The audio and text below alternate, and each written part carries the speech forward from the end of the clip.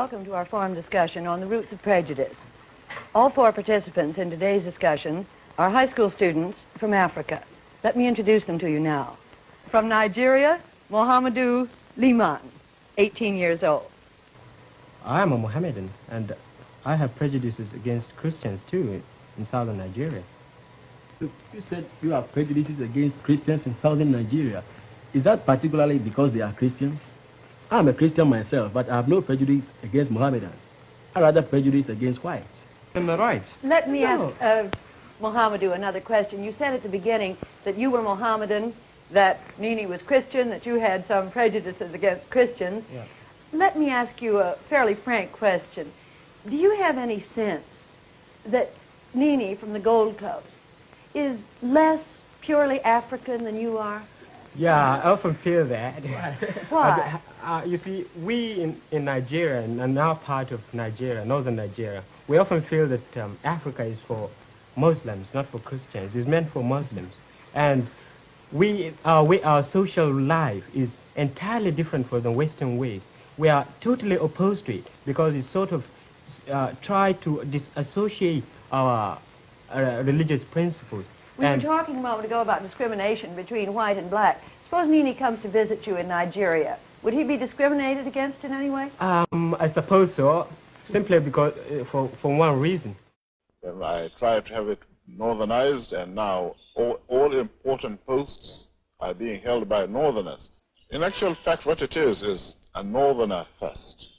If you can't get a northerner, then we take an expatriate like yourself on contract.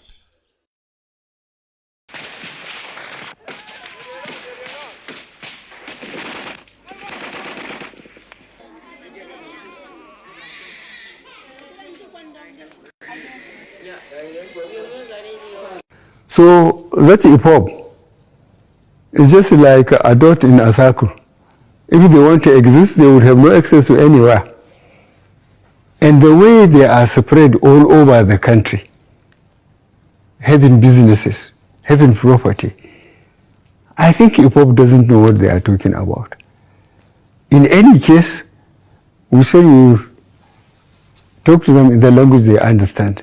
We will organize the police and the military to pursue them. That's what we can do, and we will do it.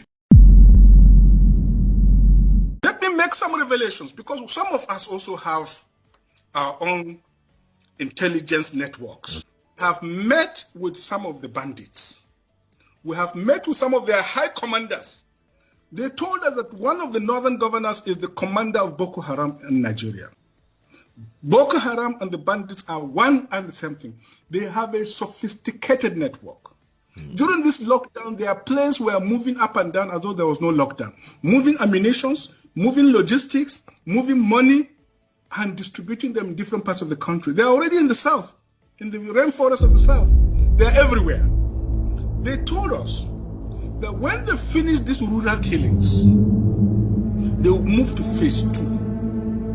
The phase 2 is they will go into the urban cities, going from house to house, killing prominent people.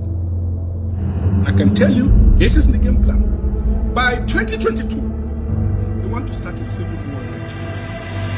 And secondly, Sheikh, you talked about a tribal war going on. And I'd like to know more about that tribal, because I don't know of any.